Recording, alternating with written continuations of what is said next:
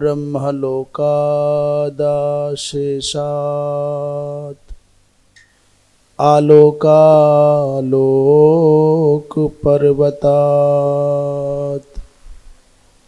ये वसन्ति द्विजा देवास् तेभ्यो नित्यं नमाम्यहम्।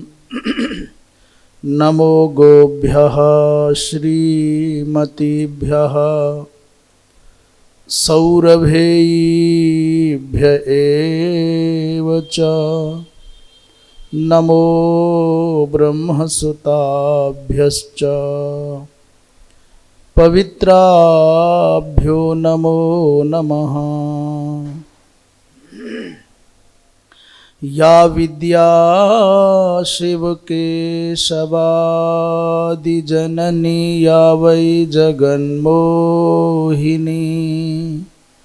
या पञ्चप्रणवद्विरेफनलिनी या चित्कलामालिनी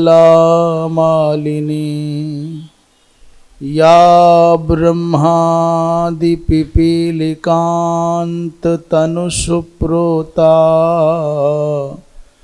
जगत्साक्षिणी सा पायात् परदेवता भगवती श्रीराजराजेश्वरी।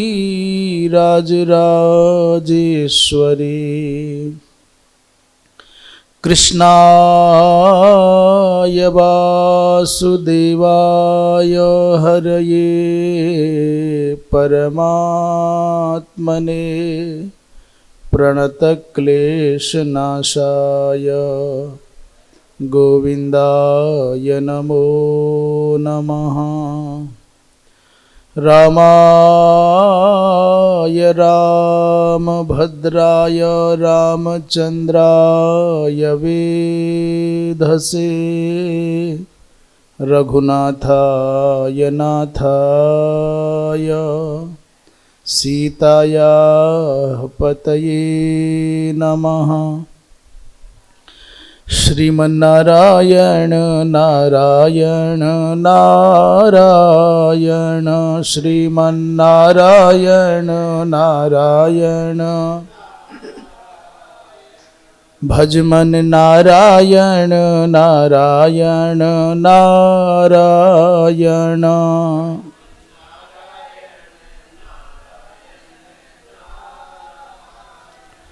बोलो नारायण नारायण नारायण।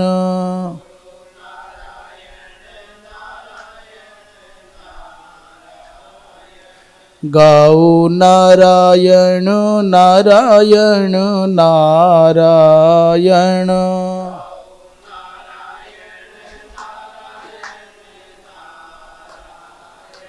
श्रीमन्नारायण नारायण नारायण।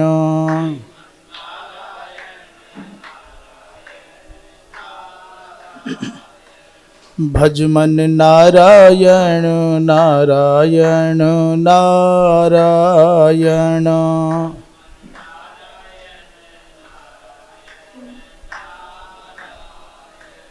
गंगा नारायण नारायण नारायण।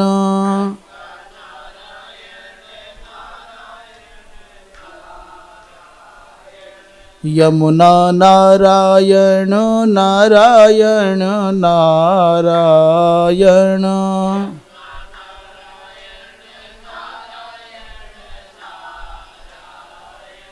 श्रीमन्नारायण नारायण नारायण।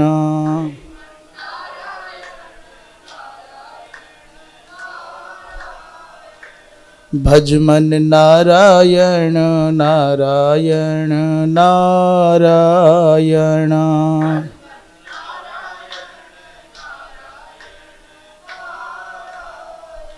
बोलिए वृंदावन विहारी लाल की। धर्म की अधर्म का प्राणियों में विश्व का गो हत्या गौ माता की परम पूज्य धर्म सम्राट स्वामी श्री करपात्री जी महाराज की, अपने अपने सद्गुरुदेव भगवान की, श्री वृंदावन विहारी लाल की। हर हर।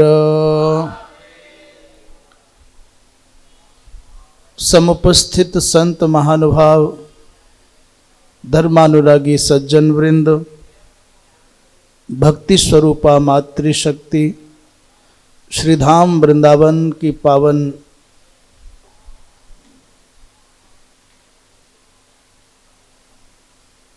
वसुंधरा से चातुर्मास्य कालीन स्वाध्याय सत्र में श्रीमन महाभारत के माध्यम से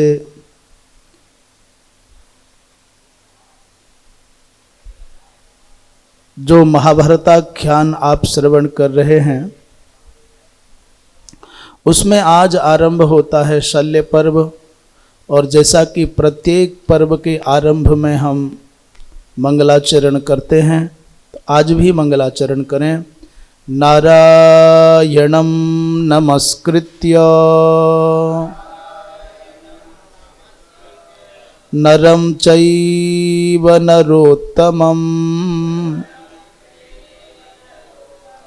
देवीं सरस्वतीं व्यासं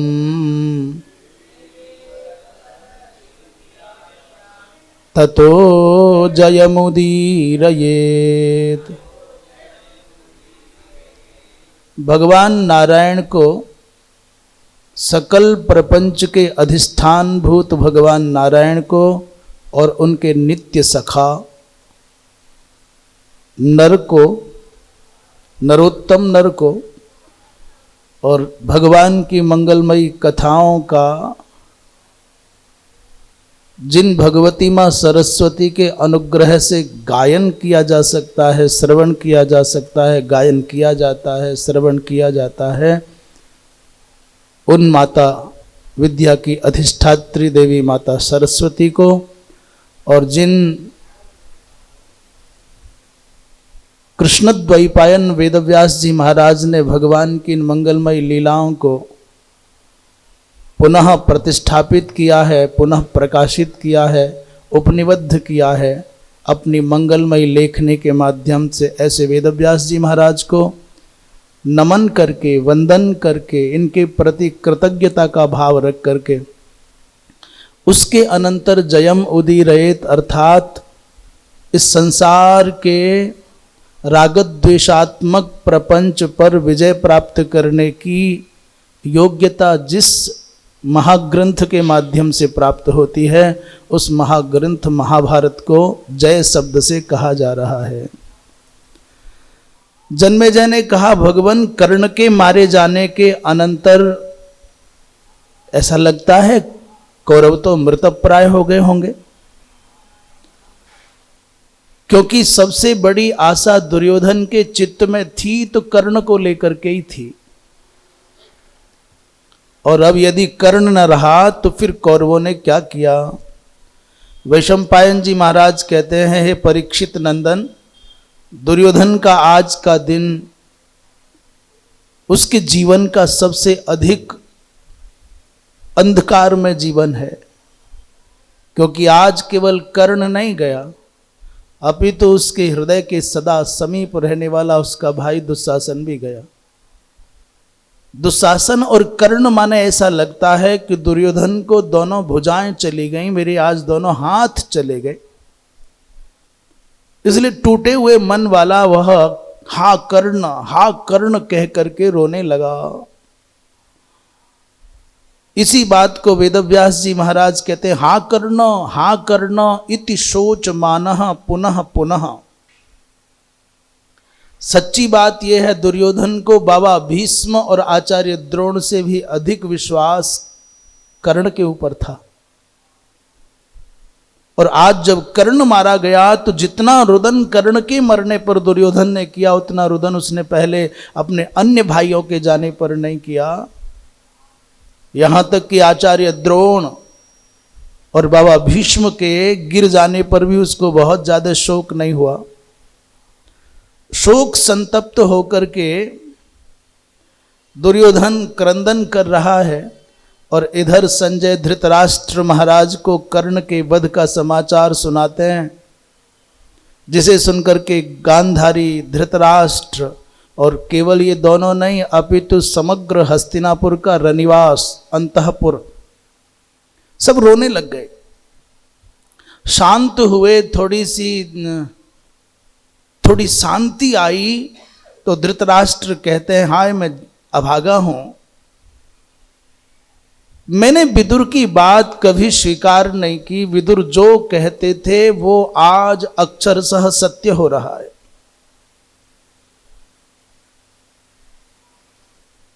बड़े मन में ग्लानि है, बड़ा पश्चाताप है। संसार में मूर्ख व्यक्ति बाद में पछताता है, अर्थात विचार करता है, और विवेकशील व्यक्ति पहले विचार करता है। बस करते दोनों ही हैं। चिंतन दोनों अवस्थाओं में करना पड़ता है, दोनों प्रकार के लोगों को करना पड़ता है।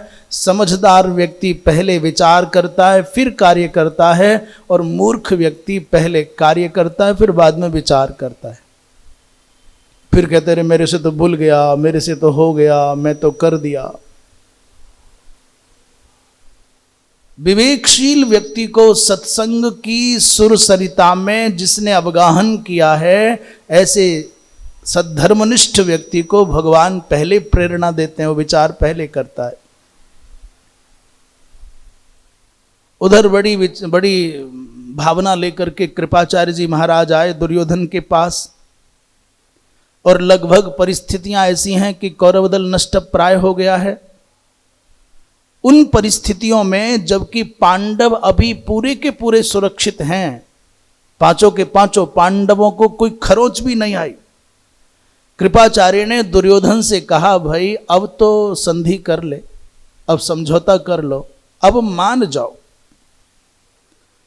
परंतु दुर्योधन ने उसको अस्वीकार करते हुए कहा, भगवान आप मेरे हितैषी हैं,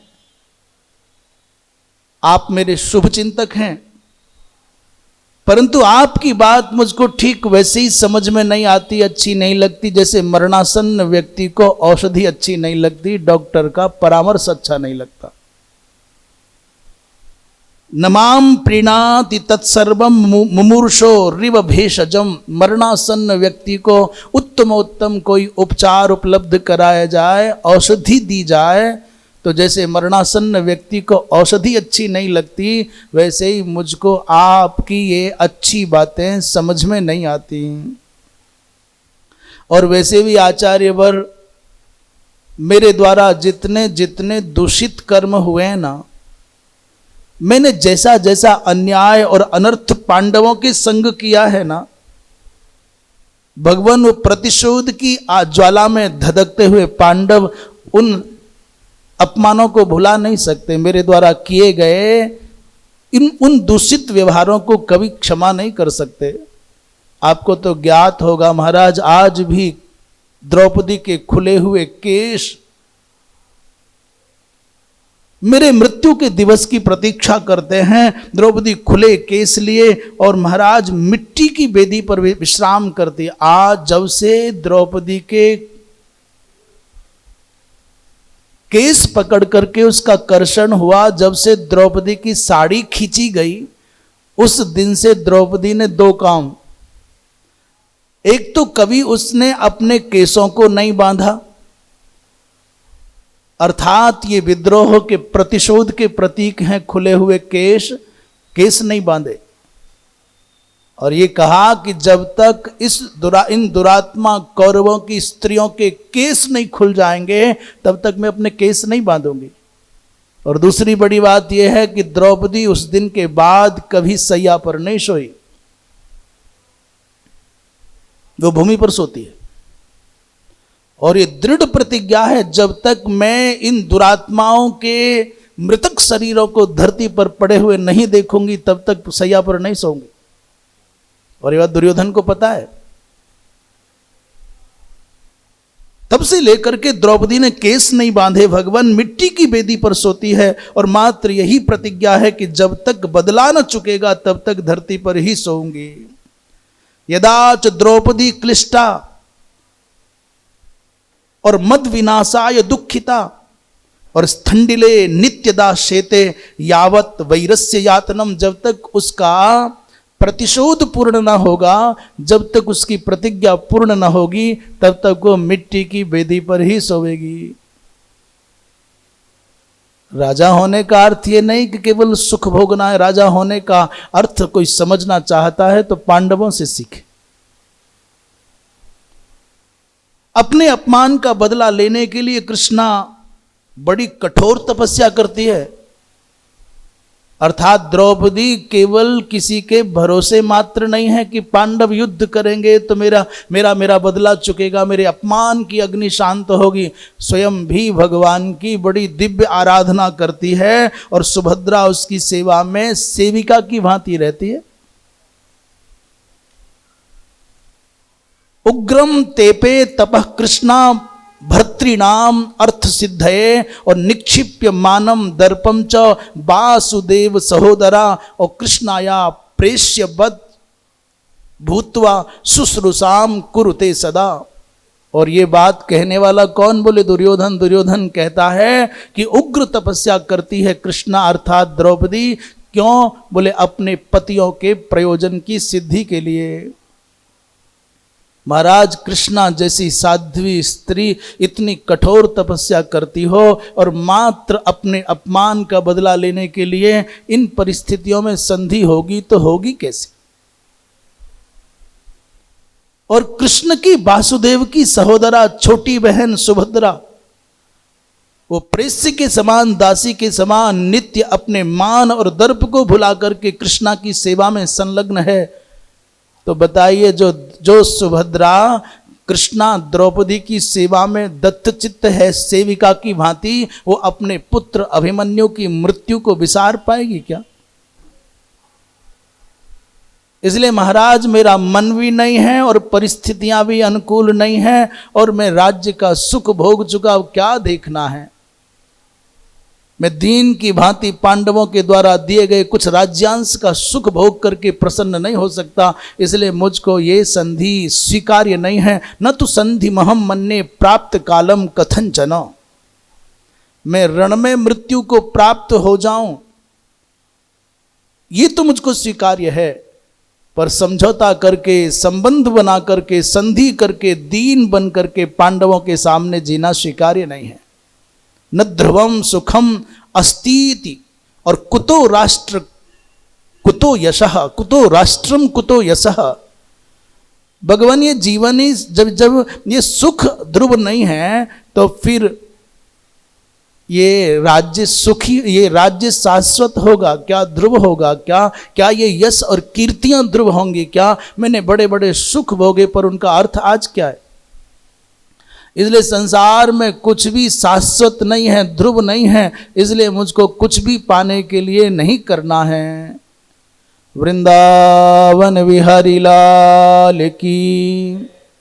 और जो सबसे बड़ी बात दुर्योधन कहता है कि भगवान, यद्यपि ये मैं इस समय जो दुर्योधन कहता है वो क्षत्रिय की दृष्टि से कहता है, पर हम तो एक कदम आगे बढ़ करके कहते हैं, जो अभागा सैया पर लेटा लेटा पड़ा पड़ा गिड़गिड़ाता हुआ मरता है, उससे बड़ा इस संसार में दुखद कुछ नहीं हो सकता। अधर्मः सु महानेशा यच्छय्या मरणम गृहे। आपका घर की काल कोठरी जैसे एक स्थान पर उपेक्षित और विस्मृति में जीते हुए और मृत्यु की प्रतीक्षा करने में समय जा रहा है, आप सैया पर पड़े पड़े मर रहे हैं, तो फिर इससे बड़ा दुखद और क्या होगा?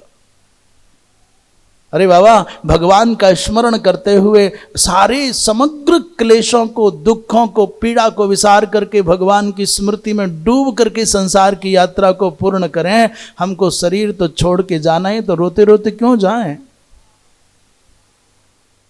दीन बनकर के संसार छोड़ना गिड़गिड़ाते हुए संसार छोड़ना, इससे बड़ा दुख और क्या होगा। इसलिए भगवान मैं समझौता नहीं कर सकता। अब शल्य को सेनापति बनाया गया। एक बड़ा प्रसिद्ध श्लोक है, हते भीष्मे गते भीष्मे हते द्रोणे और कर्णे च विनिपातिते। कहते हैं गते गते भीष्मे हते द्रोणे और कर्णे च विनिपातिते, आशा बलवती राजन शल्यो जेष्यति पांडवान। ये आशा इतनी बलवान होती है, मन में लगा हुआ जो एक भाव रहता है ना, इच्छा रहती है, आशा के पास में बंधा हुआ जीव लगा ही रहता है, लगा ही रहता है। भीष्म मर गए तो द्रोण के सहारे जीत लेंगे, द्रोण मर गए तो फिर कर्ण के सहारे जीत लेंगे, कर्ण मर गए तो अब शल्य के सहारे जीत लेंगे। शल्य को सेनापति बनाया गया और शल्य ने आश्वस्त भी किया है। उन्होंने कहा कि आप चिंता मत करना राजन, मैं प्रतिज्ञा करता हूं या तो पांडवों को युद्ध क्षेत्र में मार दूंगा या मर जाऊंगा, विजय आपकी होनी है। निहनिष्यामि वा राजन स्वर्गम यास्यामि वा हतः। अच्छा, ये अच्छी समझदारी की बात है कि या तो मार दूंगा या मर जाऊंगा, अन्यथा तो जैसे अधिवक्ता होते हैं वकील, वो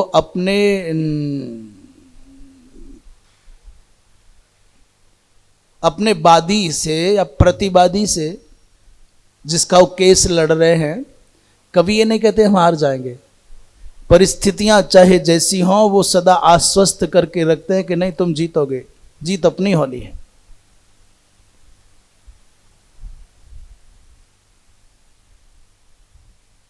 उधर भगवान कृष्ण ने धर्मराज को तैयार कर लिया।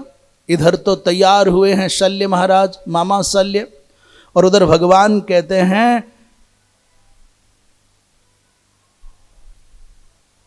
कि ऋतापन कुमार शल्य के वध का दायित्व धर्मराज आपके कंधे पर है, दादा आपके कंधे पर है।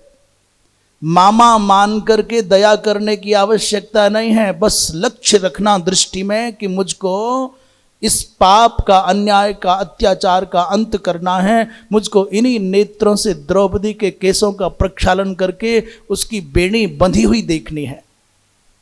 इसलिए तस्मात् जहि रणे शल्यम मघवान इव शंबरम और न चैवात्र दया कार्या मातुलोयम ममेति वै। मामा मान करके दया करने की आवश्यकता नहीं है। जैसे रण में इंद्र ने शंबर को मारा, ठीक वैसे ही आप शल्य को आज युद्ध क्षेत्र में मार दें। बोलिए वृंदावन बिहारी लाल की हर हर। संजय कहते हैं महाराज, दोनों पक्षों के अवशिष्ट सैनिक इकट्ठे हो गए हैं और युद्ध क्षेत्र में आकर के डट गए हैं। पांडवों के पक्ष में बड़ा विलक्षण उत्साह है और कौरवों के मुख पर मलिनता छाई हुई है। कौरवों ने नियम बनाया कि सब इकट्ठे होकर के लड़ना है, व्यूह बनाने की कोई संभावना कहां है। अकेले नहीं लड़ना, सब इकट्ठे हो जाएं।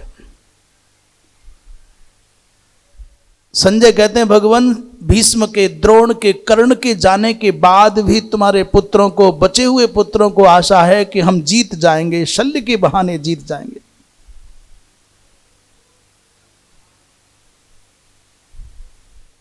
पीछे अश्वत्थामा और वाम भाग में कृतवर्मा, दक्षिण भाग में कृपाचार्य, अग्र भाग में शल्य और मध्य में दुर्योधन। इस प्रकार सेना को संगठित किया और पांडवों के साथ युद्ध आरंभ हो गया।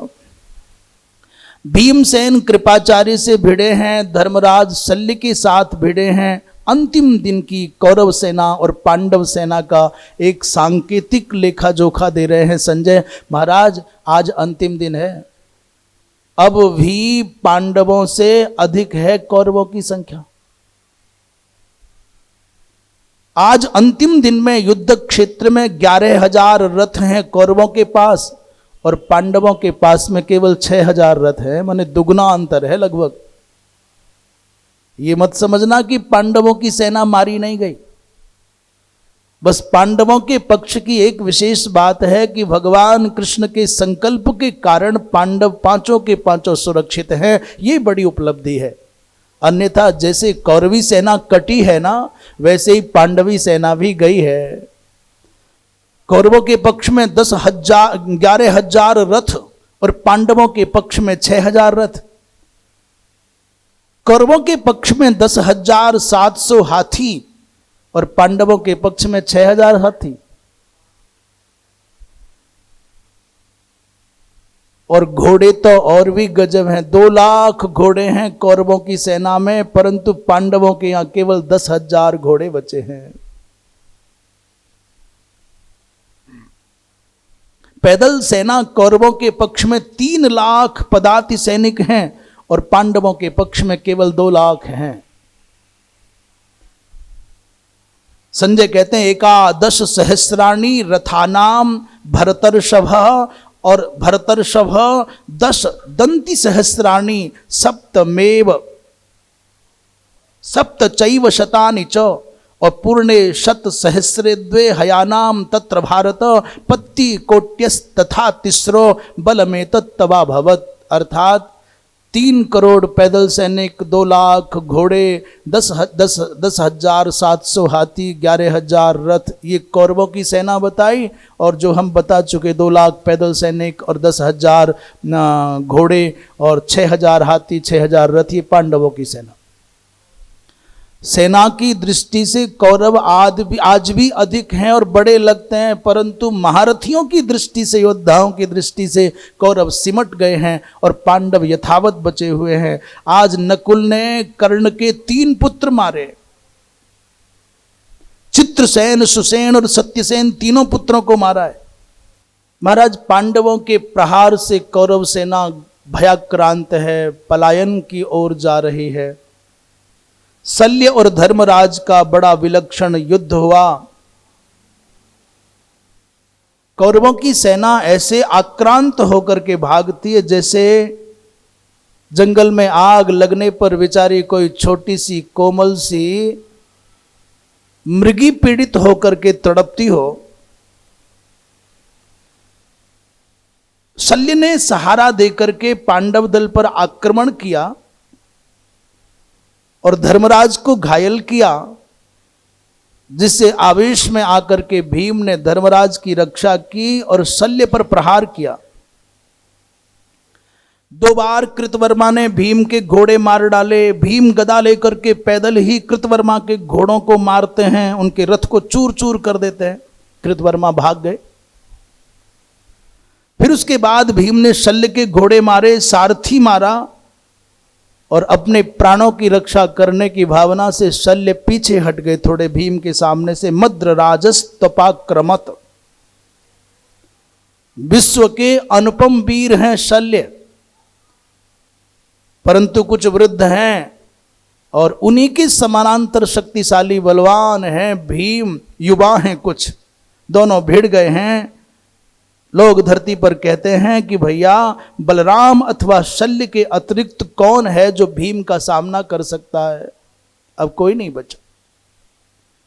और एक आश्चर्य की बात है कि अपने जीवन में भीम ने अपने समान बल वाले 3 योद्धाओं को धराशायी किया, एक जरासंध को, एक कीचक को और तीसरे दुर्योधन को। बलराम जी महाराज भी बराबर की टक्कर के हैं, परंतु बलराम जी का और भीम का कभी युद्ध हुआ नहीं, होने की संभावना भी नहीं। इसलिए दोनों में कौन जीते कौन हारे ये नहीं कहा जा सकता, परंतु जिनके भी साथ में भीम का युद्ध हुआ, अंतिम विजय भीम को ही प्राप्त हुई। दोनों की गदाएं टकराती तो चिंगारियां निकलती। युगपत पेततु वीरौ, शल्य को कृपाचार्य अंत में जब लड़ते लड़ते गिर गए, जरासंध थोड़े कमजोर हो गए, अचेत हो गए, तो शल्य जब कमजोर हो गए, अचेत हो गए, तो कृपाचार्य जी महाराज शल्य को उठा करके ले गए और भीम उठ करके फिर ललकारने लगे। दुर्योधन ने चेकितान को मारा। आज धर्मराज का और शल्य का फिर आरंभ हो गया है युद्ध। चिंतयामास समरे धर्मपुत्रो युधिष्ठिरः गोविंद वचनम सत्यम कथम भवति किंतुदम। उस शल्य के शौर्य का स्मरण करके विचार कर रहे हैं धर्मराज युधिष्ठिर की मैं कहां और शल्य कहां। क्या ये संभव है कि मैं शल्य को मार पाऊं? पर कृष्ण का वचन मिथ्या नहीं हो सकता, ये आश्चर्यजनक ढंग से मन में सोच रहे हैं। उधर अर्जुन और अश्वत्थामा का बड़ा रोचक युद्ध हो रहा है। दुर्योधन और धृष्टद्युम्न आपस में भिड़े हैं, शल्य और सात्विकी आपस में भिड़े हैं। उसके बाद दुर्योधन और भीम भिड़े। अंत में दुर्योधन ने भीम का ध्वज काटा, धनुष काटा, और क्रोध में भर करके भीम ने महाराज रथ शक्ति के द्वारा दुर्योधन को अचेत किया है। उसके सारथी का सर काटा है। जैसे बिना पतवार की नौका हो जाती है, ठीक वैसे ही दुर्योधन अपने प्राणों की रक्षा करने के लिए भीम के सामने से भाग गया है। वृंदावन विहारी लाल की। एक बार फिर शल्य और धर्मराज आमने सामने आए। भगवान कृष्ण ने कहा, धर्मराज अब बहुत अधिक विलंब करने की आवश्यकता नहीं है। भीम के सामने से शल्य शक्तिहीन होकर के, अशक्त होकर के, बड़े दीन की जैसी अवस्था को प्राप्त हो गए थे। उसी अवस्था में भगवान कृष्ण के वचनों का स्मरण करके धर्मराज ने प्रसार्य बाहुच रथात गतो गाम। महाराज ऐसा प्रहार किया धर्मराज ने कि प्रसार्य बाहुम, दोनों हाथ फैला करके शल्य धरती पर धराशायी हो गए, धरती पर गिर गए। मात्र भगवान कृष्ण के वचनों से उत्पन्न आत्मविश्वास के आधार पर धर्मराज ने शल्य को मार दिया और शल्य के मरते ही हाहाकार मच गया। कौरवी सेना भागने लग गई, सैनिक परस्पर चर्चा करने लग गए। इस पापी दुर्योधन के कारण बड़े बड़े धुरंधर धर्मवीर इस युद्ध की आग में जल करके समाप्त हो गए। धृतराष्ट्र के पापों का अंत हो जाए, पांडव विजयी हो जाए। भैया, जहां कृष्ण होंगे वहां तो विजय अवश्य होनी है। ये सांच जगती नाथो नाथ कृष्णो जनार्दनः। भैया, जिनके संरक्षक भगवान कृष्ण होंगे, तेसाम कथम तेसाम जयो न स्यात् येषाम धर्मो व्यपाश्रयः। जो धर्म के आश्रय में जिएगा, जो भगवान के आश्रित होकर के जिएगा, उसको संसार के समर में कभी भी पराजय का सामना नहीं करना पड़ सकता। उसके जीवन में कभी पराजय नहीं होगी। अर्जुन ने इस भीषणतम नरसंहार को देख करके भगवान श्री कृष्ण से कहा, प्रभु, पांडव दल के सामने कौरवों का इतना बड़ा वर्ग और सब मिट गए। संसार के लोग दुर्योधन को दुर्धर्ष मानते थे, परंतु आज देख रहे हैं इसने गुरुजनों की शिक्षा को कभी स्वीकार नहीं किया। ये दुर्योधन बड़ा महामूर्ख था। भगवान भारी विनाशमूलक युद्ध छेड़ा और विदुर जी ने समझाया तो विदुर जी की बात न मानी। पर आज भगवान भविष्यवाणी सच हो गई। जब ये पैदा हुआ था, जब दुर्योधन का जन्म हुआ था, तब आकाशवाणी ने कहा था, ये क्षत्रिय कुल नाशक है, कुरु कुल का कलंक है। उक्तम ही बहुससिद्धई ही जात मात्रे सुयोधने। जिस समय दुर्योधन का जन्म हुआ था, उस समय श्रृगालों ने रोना आरंभ किया था। उस समय बड़े बड़े भयंकर उल्कापात हुए, बड़े बड़े भयंकर अपशकुन हुए। आकाशवाणी ने कहा था कि इस बालक के कारण पूरे कुरुकुल का विनाश हो जाएगा, धरती के बड़े बड़े वीर विनाश को प्राप्त हो जाएंगे।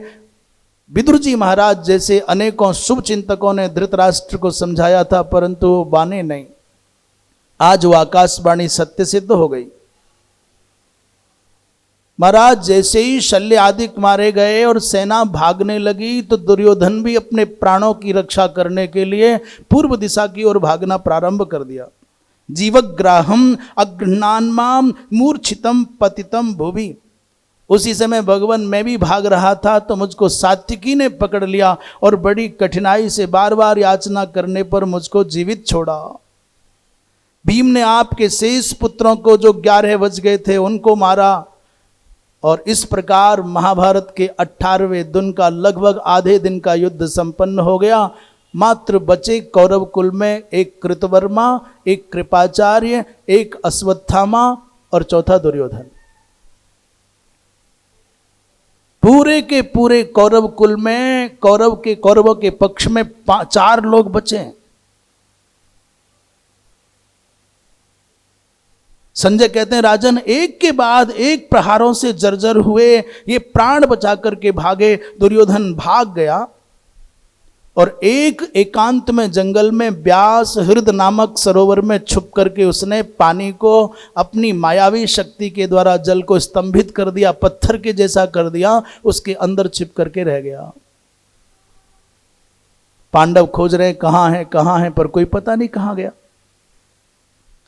पांडव पक्ष में 2000 हाथी बचे, 2000 रथ बचे, 700 हाथी बचे, 5000 घोड़े बचे और 10,000 केवल पैदल बचे। अर्थात अंतिम दिन के युद्ध में भी पांडवों की सेना का विनाश हुआ है। 2 लाख सैनिकों में से 1,90,000 सैनिक अंतिम दिन भी पांडवों के मारे गए। और घोड़े कितने थे? अभी जो गिनती बताई थी तो घोड़े कितने बताए?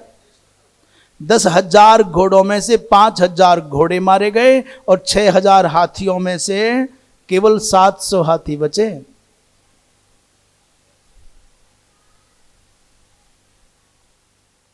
दो 2,000 रथ बचे, जो 6,000 रथ अर्थात 4,000 रथ भी टूटे। इतनी मात्र सेना बची और कौरव पक्ष में अकेला केवल दुर्योधन था, केवल दुर्योधन। और 3 नाम गिना दिए, कृतवर्मा, कृपाचार्य और अश्वत्थामा। प्रांग मुखा प्राद्रवत भयाद, डर के मारे पूर्व दिशा की ओर भागा। गदा मादाय तेजस्वी पदाति प्रस्थितो हृदम। महाराज पैदल पैदल भाग रहा है। हे राजन, मुझे उसी समय की बात है। संजय बता रहे हैं युधिष्ठिर को, भगवान मेरे साथ बड़ी स्थिति खराब, मुझको पकड़ करके सात्यकी और धृष्टद्युम्न मारना चाहते थे। उसी समय वेदव्यास जी महाराज ने आकर के कहा, देखो उस समय भी कुछ था। अर्थात पत्रकार को, संदेश वाहक को नहीं मारना है, परंतु मुझ संजय को धृतराष्ट्र का निजी मानने के चक्कर में, मैं धृतराष्ट्र महाराज आपका निजी व्यक्ति हूं, मैं कौरव पक्ष का हूं, ये मान करके मुझको मारना चाहते थे। परंतु वेदव्यास जी महाराज ने कृपा करके मेरे प्राणों की रक्षा की। तमागम्य महाप्राज्ञः कृष्णद्वैपायनो ब्रवीत मुच्यताम संजयो जीवन न हंतव्य कथंचन। अरे भैया, इस संजय को मत मारिए, ये मारने योग्य नहीं है। तब जाकर के धृष्टद्युम्न की कारागार से, कैद से, पकड़ से मेरे प्राणों की रक्षा हुई। मुझे अकेले और अनाथ और असहाय गदा लिए मैंने आते समय देखा, आंखों में पछतावे के आंसू भरे हैं। और मैंने दुर्योधन को देखा महाराज, जब दुर्योधन पूर्व दिशा की ओर भाग रहा था अकेला, मैंने मेरे जीवन में दुर्योधन के सर पर दीप्यमान मुकुट देखा, भाल मंडल पर आत्मविश्वास का प्रकाश देखा। उसके हृदय में मैंने एक ऐसा अव्यक्त सा दंभ और अहंकार देखा। कभी मैंने दुर्योधन के चित्त में ग्लानि नहीं देखी। मैंने कभी दुर्योधन को अनैतिक कर्म करते भी हुए भी पछताते नहीं देखा। पर आज मैंने जो दृश्य देखा महाराज, माथा चिंताओं की लकीरों से भरा था, माथे पर चिंता की रेखाएं उभरी हुई थीं और पसीने में नहाया हुआ। मालिन्य के कारण मुख कमल की कांति उसकी मलिन हो गई थी, बाल बिखरे हुए थे।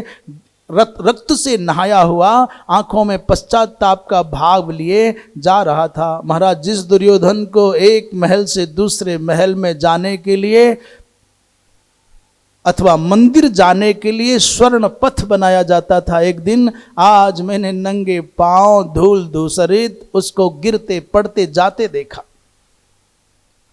संजय कहते हैं महाराज, एक समय था कि दुर्योधन जब इस भवन से उस भवन में जाता तो स्वर्ण की पट्टी का मार्ग बनाया जाता था। भवनात् भवनम राजन प्रयातु पृथ्वीपते और देवालय प्रवेशे च पंथा यस्य हिरण्मयः। जैसे आजकल लाल क्या बिछाया जाता है, लाल कालीन बिछाया जाता है ना, कारपेट बिछाया जाता है। उस समय दुर्योधन के लिए स्वर्ण की पट्टिका बिछाई जाती थी, स्वर्ण बिछा दिया जाता था मार्ग पर। हे राजन, अश्रुपूरित नेत्रों से विदा लेकर आपका पुत्र माया से जलबंध करके, जल को स्तंभित करके जल में प्रविष्ट हो गया। अस्तंभयत तोयंच मायया मनुजाधिप। उसी समय मैंने आते आते मार्ग में देखा अश्वत्थामा, कृपाचार्य, कृतवर्मा तीनों आए। सब तरफ चारों तरफ आंसू आंसू आंसू आंसू, रुदन रुदन। केवल एकमात्र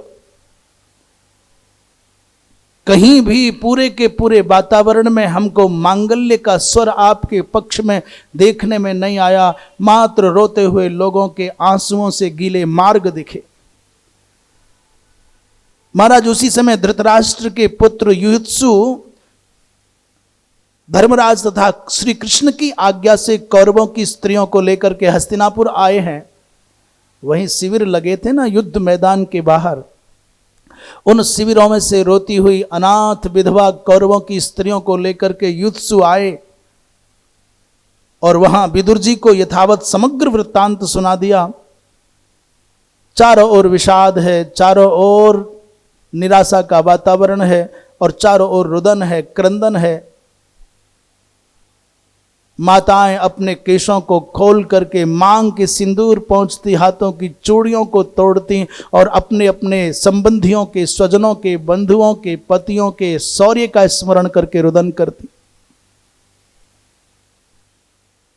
गदा पर्व में संजय कहते हैं राजन, शिविरों को उजड़ा हुआ पाकर तीनों वीर अर्थात कृपाचार्य, कृतवर्मा और अश्वत्थामा दुर्योधन को खोजने के लिए गए तो जैसे कैसे जथा कथनचित उन्होंने दुर्योधन को पा लिया।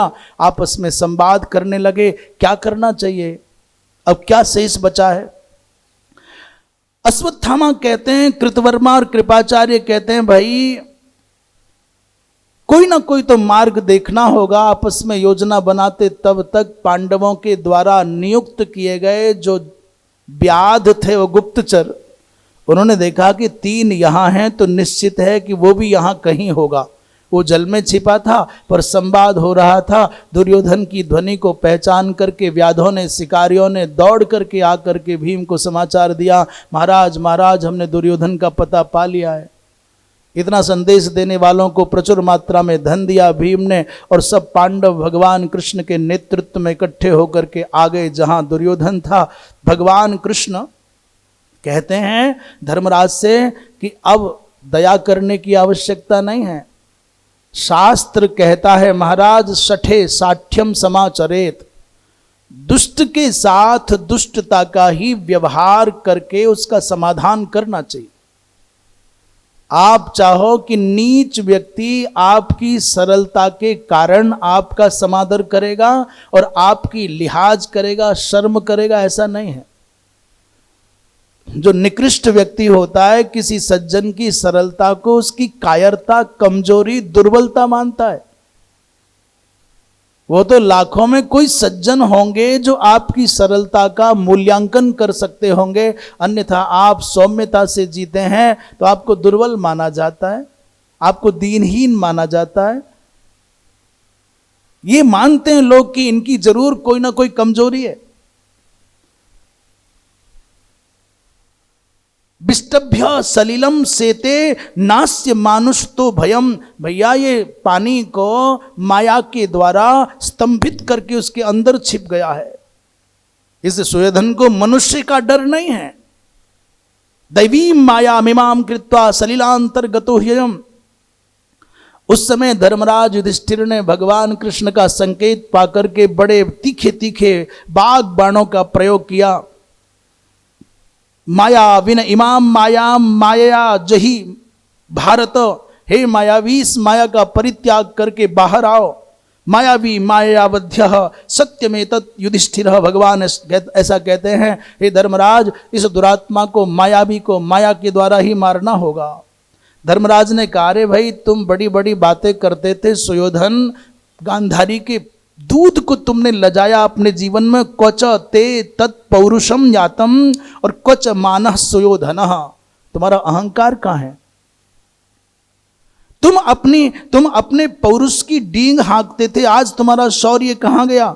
कहाँ तुम्हारा वो अहंकार गया जिसके बल पर सदा तुम भद्रजनों का तिरस्कार करते थे, अपमान करते थे। आपने मैत्रेय महर्षि जैसे महापुरुष का अपमान करके उनके सम्मुख अपनी जांग ठोकी थी, आज कहाँ है तेरा वो शौर्य? लज्जा नहीं आती? माता गांधारी के दूध को तुमने लजा दिया। ईशाते पृथ्वी राजन भुंक्ष्वेनाम विगत ज्वर, आओ तुम में सामर्थ्य है तो तुम्हारी पृथ्वी तुम्हारी प्रतीक्षा करती है, आकर के इस राज्य का उपभोग करो ना। इतना सुनकर के भी, धर्मराज की बातें सुनकर के भी महाराज बाहर निकल करके नहीं आया। धर्मराज ने कहा था एक दिन था तुम कहते थे कि सूच्यग्रम नहीं वदास्यामी बिना युद्धेन केशव, सुई की नोक के बराबर भी तुमको भूमि देने को मैं तैयार नहीं हूं। तो आज तुम अंदर छुप करके अपने प्राणों की रक्षा करने के लिए क्यों बैठे हो? इन कठोर बातों को सुनकर के पहली बार दुर्योधन बोला। उसने कहा महाराज युधिष्ठिर आप अधिक लोग, मैं अकेला हूं, आपके हाथों में शस्त्र हैं और मैं निहत्था हूं। आप प्रसन्न हो और मैं खिन्न हूं। आपके पास में रथ है, मैं रथहीन हूं। आप स्वस्थ हैं, मैं अस्वस्थ हूं। और आप लब्ध विश्राम हैं, मैं थका हुआ हूं। आप निर्वृण हैं और मैं घायल हूं। इसलिए इस परिस्थिति में मैं और आप कैसे लड़ सकते हैं? एकई केन तुमाम यूयम योधयध्वम युधिष्ठिर, यदि तुम मुझसे लड़ना ही चाहते हो धर्मराज तो फिर एक एक करके आ जाओ, मैं तुमको सबको पराजित कर दूंगा। महाराज इस परिस्थिति में धर्मराज से एक थोड़ी फिर चूक हो गई। कई लोग बड़े भोले होते हैं और अधिक हृदय से जीने वाले लोग अधिक बुद्धि का प्रयोग नहीं करते, और बुद्धि पूर्वक जीने वाले मनुष्यों को हृदय का प्रयोग करना आता ही नहीं है। जो लोग हृदय से जीते हैं ज्यादा दिमाग नहीं लगाते, बुद्धि नहीं लगाते, हार जीत का ज्यादा गुणा भाग नहीं करते।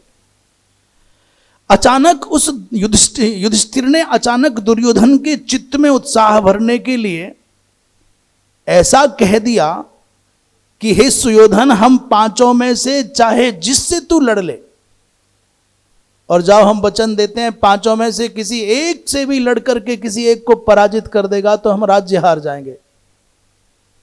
ये कोई अच्छी बात नहीं लग रही। धर्मराज महाराज आवेश में आकर के अचानक बोल गए कि हत्वैकम भवतो राज्यम हतोबा स्वर्ग मापनुहि, यदि हम पांचों में से किसी एक को तुम पराजित कर दोगे, मार दोगे, तो जाओ अब भी मैं प्रतिज्ञा करता हूं कि हम राज्य हार जाएंगे। तो हम में से किसी एक को मार करके राज्य का सुख भोग, अथवा हमारे द्वारा मारा जाकर के तू स्वर्ग का सुख भोग। जैसे ये कहा तो दुर्योधन तुरंत बाहर आ गया और कहा बहुत अच्छा, मुझे भी गदा दी जाए, मैं लड़ने के लिए तैयार हूं।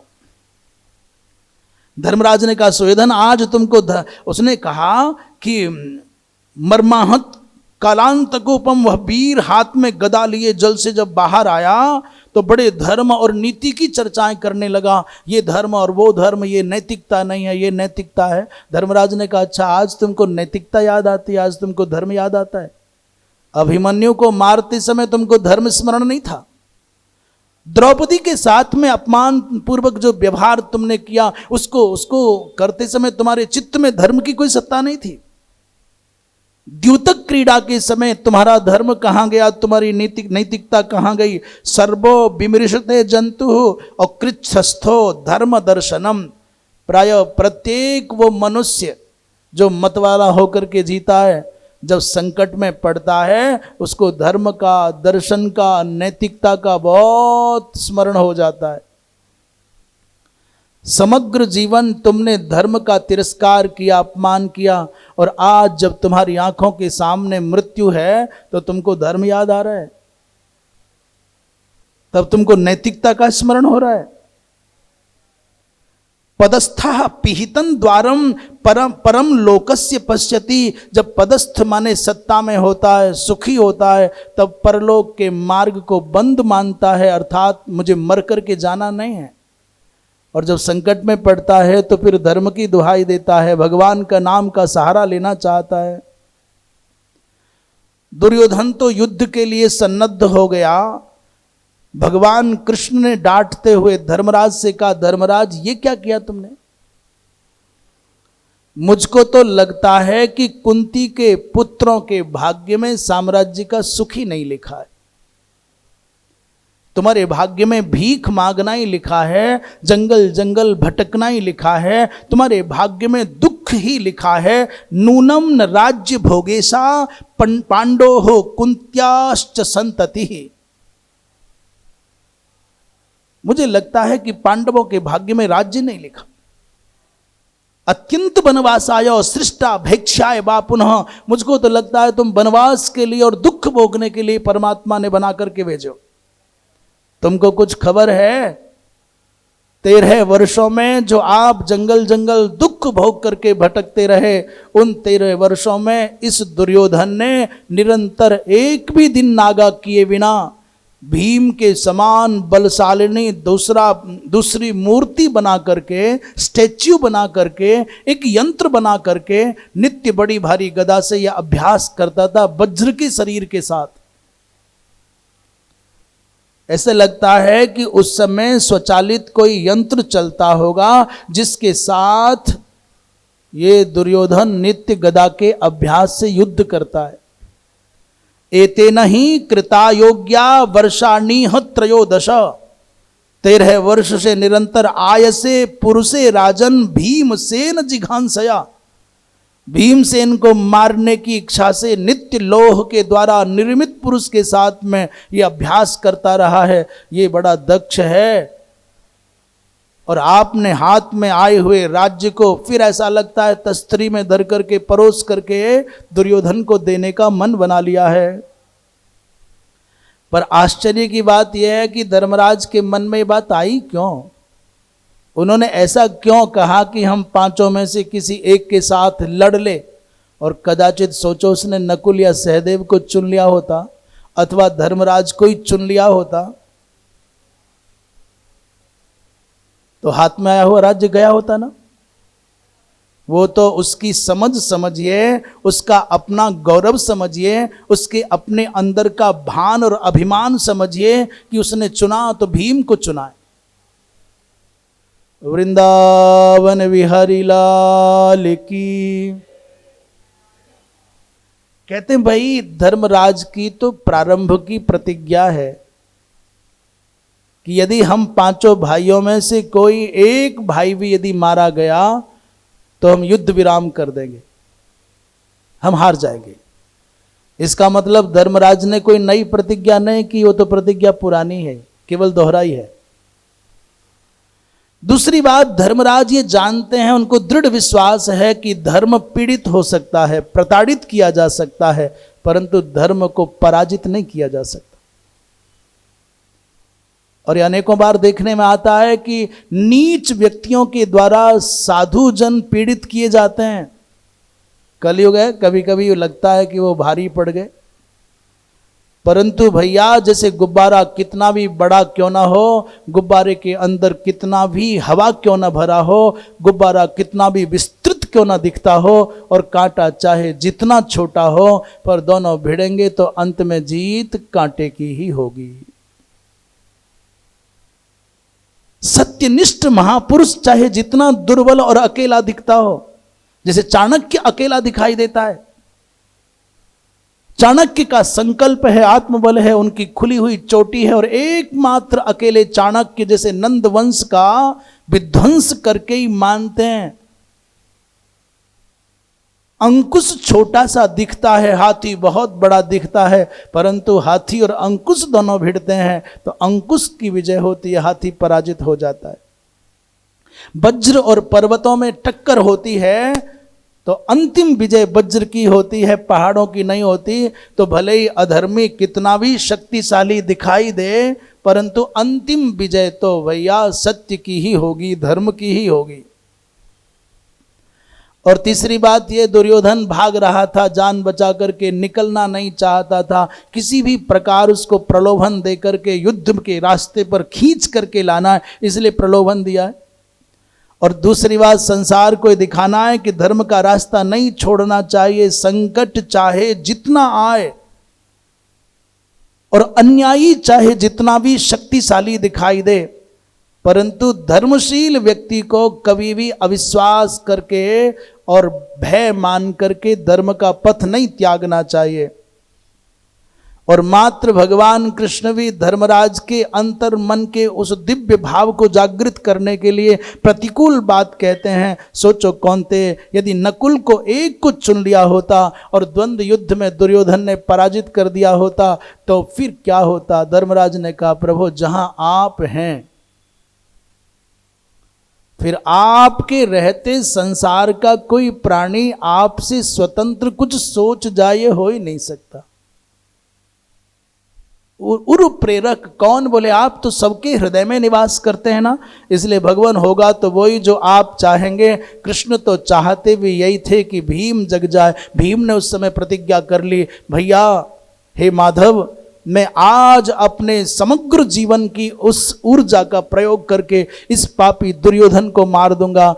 और जब ऐसा कहा, तमस्य सख्नी भंक्त्वा प्रतिज्ञाम पालयिष्यसि, भगवान कृष्ण ने भी कह दिया, दादा वाह, आज तो आपकी वो प्रतिज्ञा पूर्ण होने का दिन आ गया जब आपने भरी सभा में द्रौपदी के अपमान से दग्ध दिशाओं के मध्य ये घोषणा की थी कि दुर्योधन तेरी जांघ को मैं अपनी गदा से तोड़ूंगा। भीम ने ललकारा, उधर दुर्योधन ने भी ललकारा और बड़ा भयंकर युद्ध आरंभ हो गया। महाराज, जैसे युद्ध आरंभ होने की बेला आई तो 42 दिन की तीर्थ यात्रा संपन्न करके बलराम जी महाराज पधार गए। बलराम जी महाराज आए तो सब लोगों ने उनका बड़ा सम्मान किया। उधर जन्मेजय पूछने लग गए, थोड़ा कथानक में परिवर्तन आ जाएगा भैया। जन्मेजय ने पूछा, भगवान बलराम जी महाराज ने कौन कौन से तीर्थों की यात्राएं की, कृपया ये बताइए। अभी प्रसंग था भीम के और दुर्योधन के गदा युद्ध का, परंतु बलराम जी के आगमन के कारण प्रसंग बदल गया। एक मोर्चे पर जन्मेजय ने पूछ लिया, भगवान बलराम जी महाराज ने कौन कौन सी तीर्थ यात्राएं की, उन तीर्थ यात्राओं का विवरण दीजिएगा। वृंदावन विहारी लाल की। जन्मेजय ने पूछा तो वैशंपायन जी महाराज कहते, राजन, बलराम जी युद्ध से पहले ही इस पक्ष में नहीं थे कि वृष्णिवंशी यदुवंशी इस युद्ध में सीधे सीधे जुड़े। उनका कहना था जितने हमारे अपने पांडव हैं उतने ही हमारे अपने कौरव हैं, इसलिए कौरव और पांडवों का ये घर का झगड़ा है, यदुवंशियों को इन दोनों से अलग रहना चाहिए। जबकि भगवान कृष्ण और सात्यकी खुल्लम खुल्ला पांडवों के साथ खड़े होने की बात करते थे और बलराम जी महाराज का झुकाव दुर्योधन की ओर था। जब बलराम जी महाराज ने देखा कि कृष्ण का झुकाव पांडवों की ओर है और मेरी यहां बात चलेगी नहीं, तो अंत में उन्होंने निर्णय किया, भाई मैं इस युद्ध में सम्मिलित नहीं होऊंगा, इसलिए मैं तीर्थ यात्रा पर चला जाता हूं। ये बात अपने आप में बड़ी चिंतनीय है। आपको दो दृश्य ऐसे देखने में आएंगे। एक त्रेता युग का है जहां राम रावण के युद्ध के समय पर श्री विभीषण जी महाराज ने अपने स्वजनों का अर्थात रावण का परित्याग करके धर्म के पक्ष में खड़े होकर के, और केवल खड़े मात्र नहीं हुए अपितु अधर्म के विनाश के लिए विभीषण ने वो सब किया जो करना चाहिए था। रावण की मृत्यु का रहस्य बताना हो अथवा लंका की सामरिक परिस्थितियों का सांकेतिक ज्ञान देना हो अथवा आवश्यकता पड़ने पर शस्त्र उठा करके रावण पर प्रहार करना भी पड़े तो प्रहार भी करने को तैयार। और मेघनाथ जो निकुंभला देवी के मंदिर में यज्ञ करता था, जिस यज्ञ के कारण वो अजय हो जाता था, उस यज्ञ को विध्वंस करने का अवसर आया तो विभीषण जी महाराज ने वो भी किया। त्रेता युग का धर्मनिष्ठ व्यक्ति अपना और पराया नहीं देखता था। त्रेता युग के व्यक्ति को, विभीषण को गीता जी के उपदेश की आवश्यकता नहीं थी कि तुम मोह छोड़ो, विधर्म छोड़ो, अधर्म छोड़ो, धर्म के पक्ष में आओ। त्रेता युग का व्यक्ति विभीषण उठ करके खड़ा हुआ, भाई के द्वारा अपमानित हुआ तो हुआ, और जैसे ही महाराज इधर आया धर्म के पक्ष में तो केवल खड़ा नहीं है, मूर्ति बन करके लड़ा भी है। पर द्वापर का अंतिम समय आते आते गड़बड़ी क्या हो गई? विदुर जी महाराज की दशा वही है जो लंका में विभीषण की है। लंका में विभीषण का अपमान होता है और हस्तिनापुर में विदुर का अपमान होता है। लंका छोड़ करके विभीषण भी जाते हैं और हस्तिनापुर छोड़ करके विदुर भी जाते हैं। लंका छोड़ करके विभीषण जाते हैं तो राम के पक्ष में खड़े हो जाते हैं, और खड़े ही नहीं होते, लड़ते भी हैं, अड़ते भी हैं, पर विदुर इतना साहस न कर पाए। विदुर जी महाराज ने हस्तिनापुर तो छोड़ा, बुरों का संग तो छोड़ा, बुराई का मार्ग तो छोड़ा, परंतु सच्चाई का साथ नहीं दिया और महाराज धर्म के लिए लड़ना स्वीकार्य नहीं किया। और वही दशा हमारी समझ से बलराम जी महाराज की है। वो जानते हैं धर्म का भेद करना, धर्म का विरोध नहीं करना, धर्म का साथ भी नहीं देना चाहते तो अधर्म का विरोध भी नहीं करना चाहते। ये जो द्वापर आने तक मनुष्यों की वृत्तियों में जो किंकर्तव्य विमूढ़ता आई है, उसी किंकर्तव्य विमूढ़ता को दूर करने के लिए भगवान जानते थे कि जब बलराम की दशा ये है, जब विदुर की दशा ये है, तो फिर कलयुगी प्राणियों की दशा क्या होगी। इसलिए गीता चाहिए ही चाहिए।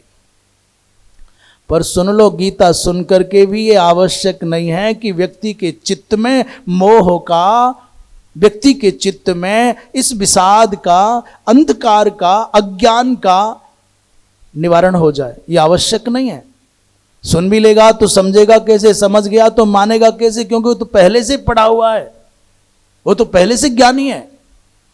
महाराज द्वापर के अंतिम की घटना है कि विदुर जैसे महापुरुष अधार्मिकों का संग तो छोड़ देते हैं, पर धार्मिकों के संग खड़े भी नहीं होते, धार्मिकों के संग साथ भी नहीं देते, उनके साथ उनकी शक्ति नहीं बढ़ाते।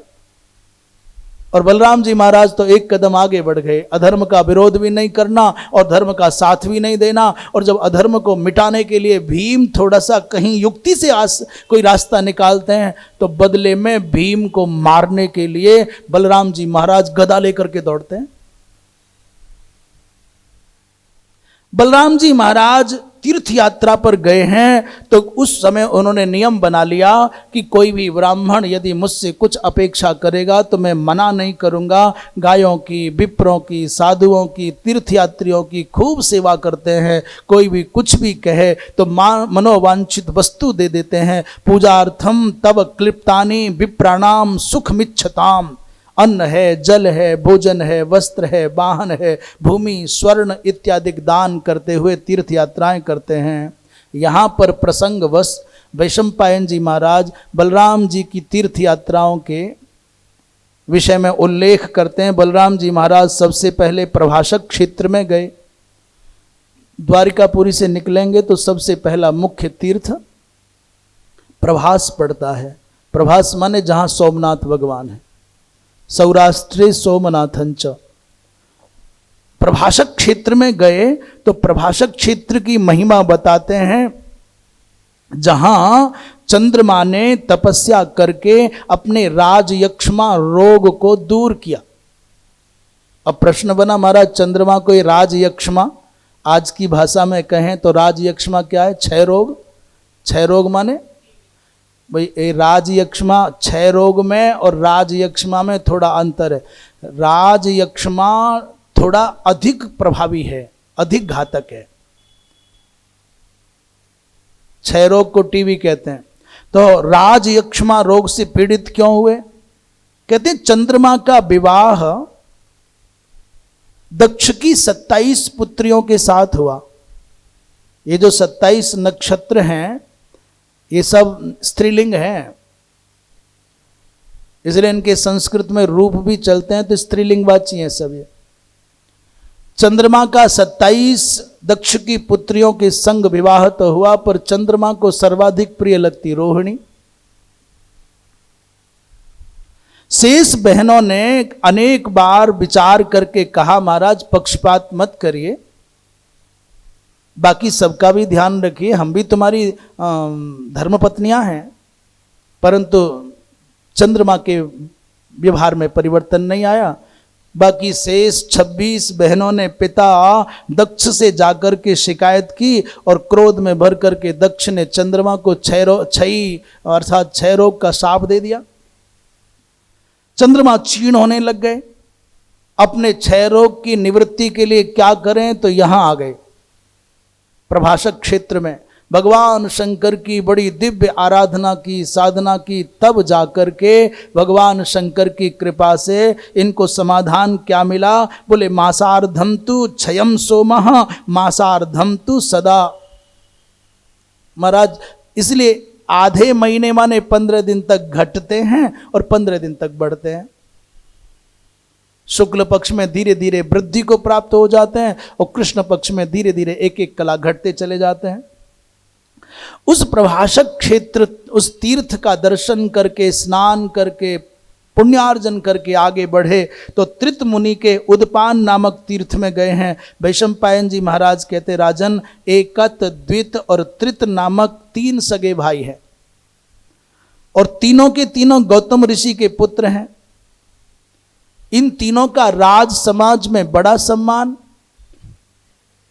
आसन पूर्व युगे राजन मुनयो भ्रातरस्त्रयः, 3 भाई हैं।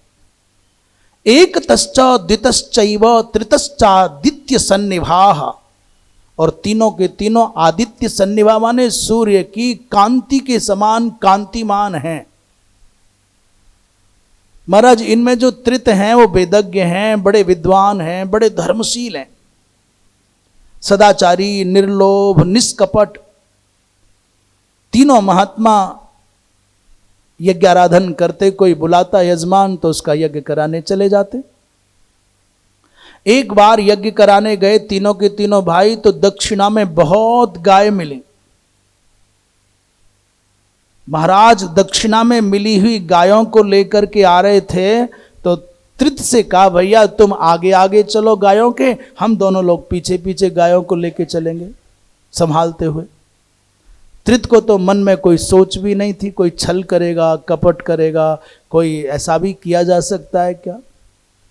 पर सोचिए, ये मत समझना कि सतयुग में या त्रेता में मनुष्यों के मन में बुराइयां नहीं थी। हिरण्यकशिपु और हिरण्याक्ष कब हुए?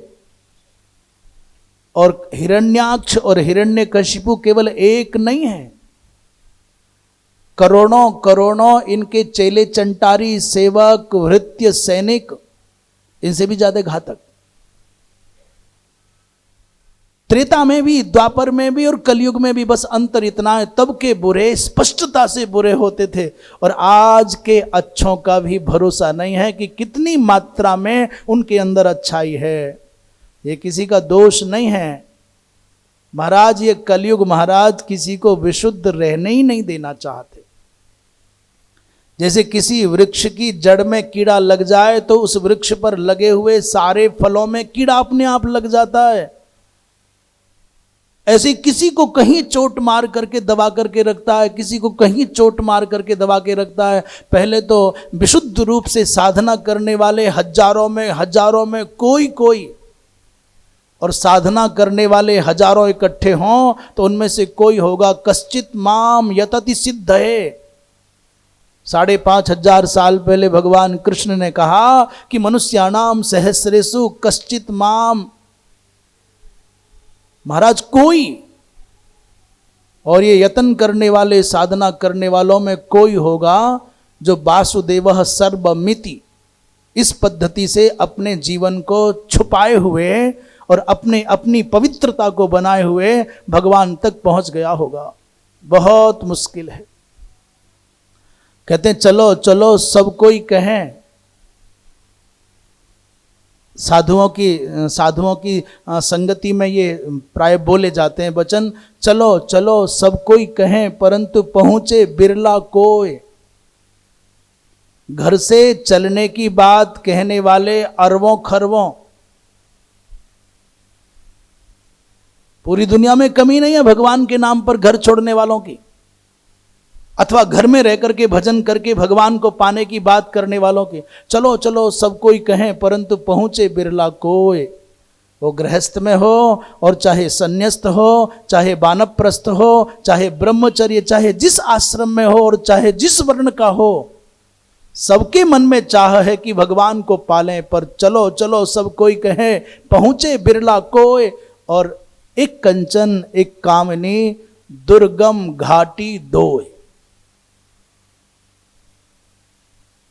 या तो धन के आकर्षण में डूब मरेगा, सोना चांदी ईंट पत्थर आश्रम ये और इनसे बच गया तो फिर उसकी विषय की लालसा उसका पीछा नहीं छोड़ेगी। साधना की भावना से कोई भगवत प्राप्ति का स्वप्न देखे और वो स्त्री के शरीर में जीव है तो फिर वो पुरुषों की ओर आकर्षित होकर के मर जाए। भक्ति का जो बीज है कैसे तो अंकुरित हो, और अंकुरित भी हो जाए तो विषयों की आग से कैसे उसे बचाए। और पुरुष के शरीर में कोई जीव है जो साधना की भावना से भगवान को पाने की ओर बढ़ना चाहता है तो उसका स्त्री के शरीर की ओर आकर्षण हो जाए। एक कंचन और एक कामनी, ये दो ऐसी बड़ी बड़ी घाटियां हैं, जो बड़ी बड़ी बाधाएं हैं, जो पार पाना बहुत कठिन है। कोई इन दोनों से पार पा जाए तो आगे की बात कह रहे हैं, बोले कंचन तजना सहज है और सहज नारी को नेह। कंचन तजनो सहज है और सहज नारी को नेह। परमान बड़ाई ईर्षा दुर्लभ तजनो एह। कई ऐसे मिल जाएंगे जिनको ना मातृ शरीर की ओर कोई आकर्षण है, ऐसे दिव्य महात्मा मिल जाएंगे। कई ऐसे महात्मा मिल जाएंगे न जिनको रुपया पैसा से कुछ लेना देना है, ना आश्रम चलाना है, ना भंडारा चलाना है, ना मोबाइल रखना है। जमेले में कौन पड़ेगा, लगे आग दुनिया में। ऐसे कितने महात्मा मिल जाएंगे। कुछ नहीं चाहिए भैया, परंतु मान चाहिए, फोटो चाहिए, प्रशंसा चाहिए, प्रतिष्ठा चाहिए, जय जयकार चाहिए, मान बड़ाई चाहिए। और मान बड़ाई से प्राण बच भी जाएं तो वो कैसे बढ़ गया, उसकी चर्चा कैसे हो गई, आपको पता चल जाएगा। किसी दूसरे महात्मा की चर्चा समानांतर महात्मा की किसी दूसरे महात्मा के सामने कर देना, उनके मुखाकृति से पता चल जाएगा कि इनको किसी की प्रतिष्ठा पचती है कि नहीं पचती। जिसकी प्रशंसा सुनकर के मन में प्रसन्नता हो, आपके मन में जिसकी भी प्रशंसा सुनकर के प्रसन्नता हो, तो या तो आप उच्च कोटि के साधु होंगे अथवा आप उससे प्रेम करते होंगे। ठीक है भाई, कोई होंगे। और जिसकी प्रशंसा सुनकर के आपके मन में कड़वाहट घुल जाए तो पक्का मान लेना कि आप उस व्यक्ति से मन में ईर्ष्या की भावना रखते हैं। जिस भी महात्मा की, विद्वान की, सज्जन की चर्चा, सकारात्मक चर्चा सुन करके आपको प्रसन्नता का अनुभव न हो, आप घर परिवार में हैं, गृहस्थी में हैं, अपने भाई बंधुओं के मध्य में हैं, आपको यदि अपने भाई की, बंधु की, मित्र की, सखा की, पड़ोसी की प्रशंसा सुन करके प्रसन्नता है तो समझ लेना आपका हृदय बहुत अच्छा है, आप उनको प्रेम करते हैं, उनको अपना मानते हैं, उनसे आपके मन में उनके प्रति अच्छा भाव है। और भाई की, छोटे भाई की, बड़े भाई की, देवरानी की, जिठानी की, ननद की, सास की, बहू की आपको प्रशंसा सुनकर के छाती पर सांप लेट रहा है तो समझ लेना कि आपके मन में उसके प्रति ईर्ष्या का भाव है। आपको ईर्ष्या की सर्पणी ने डंक मार रखा है। ऐसे क्या पता चलेगा हमको ईर्ष्या है कि नहीं? पैमाना दे रहे हैं, पहचान लो। हमको कैसे पता चले कि ईर्ष्या है कि नहीं? किसी की भी समानांतर आपको अपने परिसर में दूर तक किसी की प्रशंसा सुनकर के पीड़ा हो जाए तो पक्का मान लेना कि उसके विषय में आपका हृदय अच्छा नहीं है, मलिन है, आपके मन में कुटिलता है, आपका मन ईर्ष्या के रोग से दग्ध है। और प्रशंसा सुनकर के प्रसन्न हो जाओ तो आनंद आ जाए। और दूसरा उपाय है और भी बढ़िया बारीक, जिसकी बुराई सुनकर के, निंदा सुनकर के, पराजय सुनकर के, उसकी दुर्गुण सुनकर के कोई आकर के तुम्हारे कान में कहे, बढ़िया मिठिया करके बताए उसमें वो कमी है, उसको मैंने ऐसे करते पकड़ लिया, ऐसा हो गया, और तुम खुश हो जाओ, समझ लेना जिसकी निंदा सुनकर के, जिसका पराभव सुनकर के, जिसकी पराजय सुनकर के आपको प्रसन्नता हो रही है, समझ लीजिए आपके मन में उसके प्रति ईर्ष्या का भाव है, शत्रुता का भाव है, उसके प्रति आपके मन के कोने में द्वेष पनपता है, पल रहा है।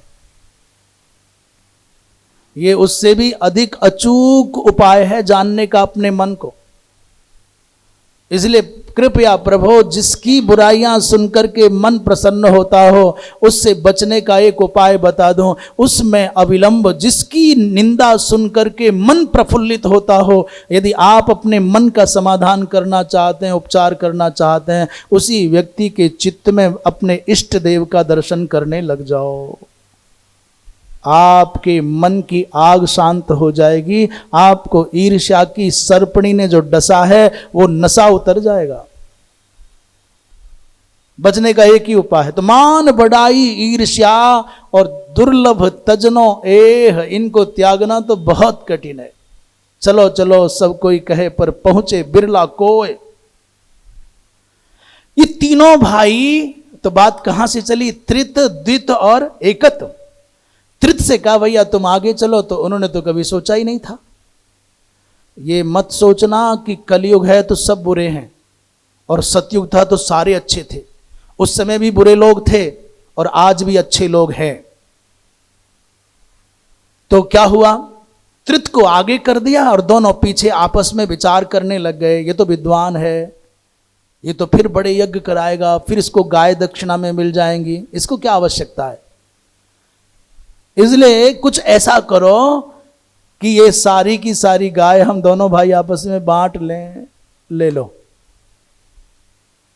ऐसा इस नासवान संसार की संपत्ति के प्रति ऐसा आकर्षण कि अपने भाई के प्रति जो सौहार्द है, भ्रातृ संबंध से जो प्रीति का सुख है, आप उसको आग लगाने को तैयार हो। महाराज, मित्र मित्र को खाने को तैयार है। हाय धन, हाय पैसा, सम्मान को, प्रीति को, प्रेम को, स्नेह को, सौहार्द को, सौमनस्य को आग लगा करके तुच्छ पैसा, तुच्छ जमीन का टुकड़ा और छोटी छोटी सी वस्तुओं पर, एक एक इंच जमीन पर लड़ करके केस लड़ने जाते हैं, कोर्ट कचहरी करते हैं। बड़ी दया आती है। और महाराज, संसारी व्यक्ति ऐसा कुछ करे तो थोड़ा समझ में भी आवे कि उसको अपना घर, अपना परिवार, अपने बच्चे दिखते हैं। पर जब साधुओं के बीच में इन जमीनों के, भूमियों के, भवनों के विवाद होते हैं तो और भी ज्यादा दया आ जाती है। संसार को भगवान की भक्ति का उपदेश और इस संसार को माया में मान करके त्यागने का उपदेश देने वालों के जीवन में ये संघर्ष, ये विवाद तो और भी अधिक चिंतनीय हो जाता है। पर इसमें किसी महापुरुष की निंदा नहीं कर रहे, हम साधु वेश की ऐसी कोई चर्चा नहीं कर रहे, ये माया का प्राबल्य है। ऐसा माया का प्राबल्य कि अपने सगे भाई जिसके कारण इतनी गाय मिली उसको ना मिले हिस्सा, हम दोनों अधिक बांट लेंगे। एक और भागवत जी में कथा आती है 9वें स्कंद में, भाइयों ने नभग को अपने छोटे भाई को नहीं दिया हिस्सा, बोले जा तेरे हिस्से में केवल पिताजी आए। नभग ने अपने पिताजी से कहा कि पिताजी ऐसा ऐसा है। नाभाग ने, तो पिताजी ने कहा अच्छा बेटा कोई बात नहीं, जाने दो।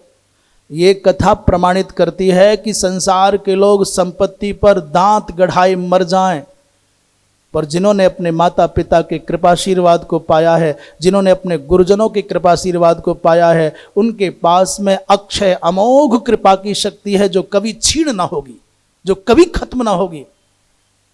जिन्होंने संपत्ति पाई उस संपत्ति का उपभोग कर पाए कि न कर पाए, परंतु नाभाग को वो मिला भगवान शंकर की कृपा से, पिताजी की कृपा से, जिसको महाराज जीवन भर क्या कई जन्मों तक भोगना चाहे तब भी खत्म ना हो।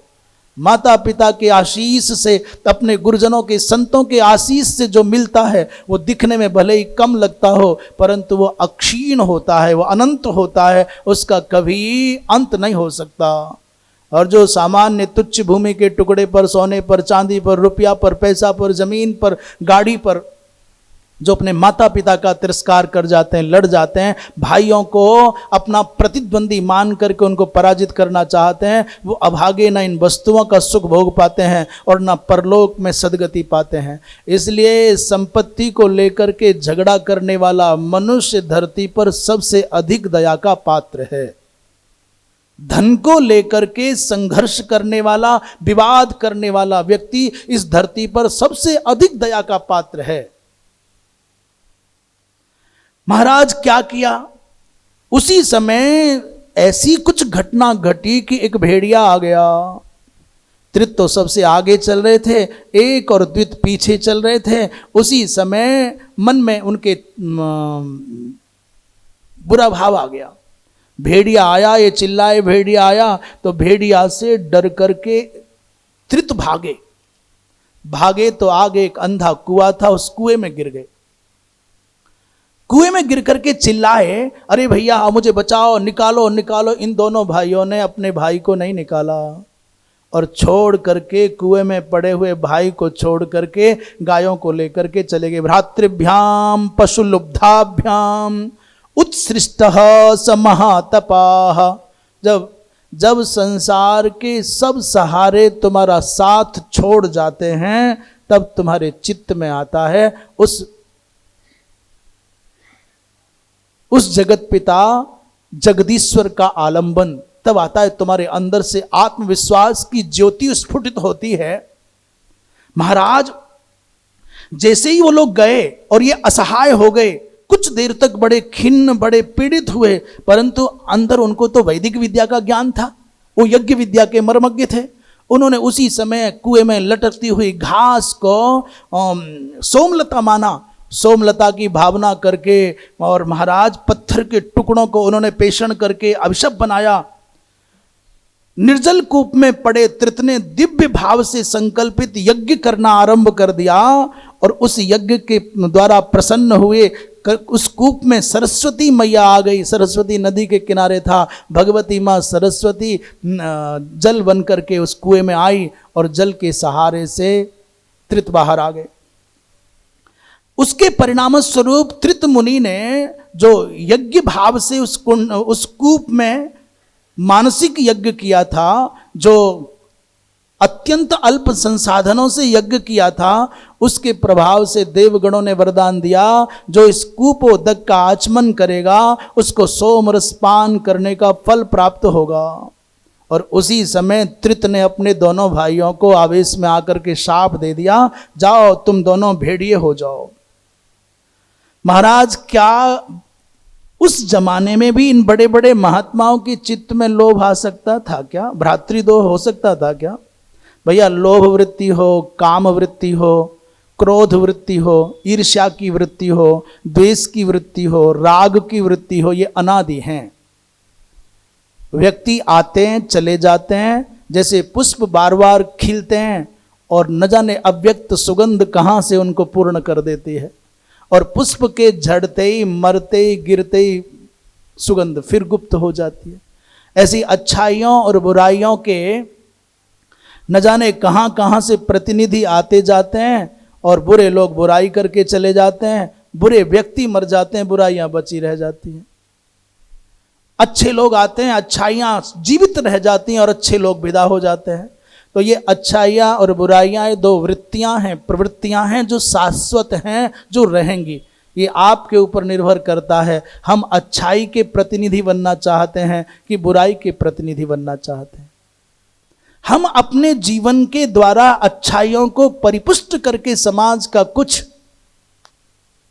इस समाज में थोड़ी सी सुगंध फैला करके फिर इस जीवन यात्रा को पूर्ण करना चाहते हैं कि बुराइयों की दुर्गंध फैला करके अपने आप को भी नष्ट करें और समाज को भी विद्रूपता देना चाहते हैं। ये निर्भर करता है आपके ऊपर, आपको क्या करना है, क्या नहीं करना है। इसी का मार्गदर्शन करने के लिए अनंत शास्त्र हैं, संत हैं, सत्संग हैं, मंदिर हैं, स्वाध्याय हैं, साधनाएं हैं। ये आपको ही निर्णय करना होगा। वृंदावन विहारी। इसके बाद सप्त सारस्वत तीर्थों की चर्चा है। भगवती माँ सरस्वती 7 रूपों में अलग अलग प्रकट हुई।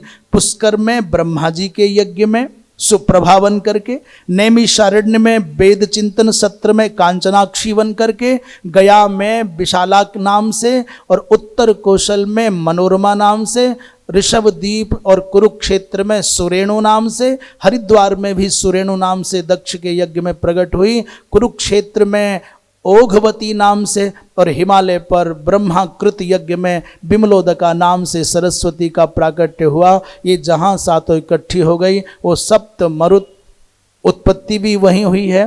इस प्रकार एक बार बड़ी विचित्र कथा है। एक महात्मा थे मंकणक ऋषि, उनका नाम है मंकणक। जो मंकणक ऋषि हैं, उनके हाथ में एक बार कुसा लग गई।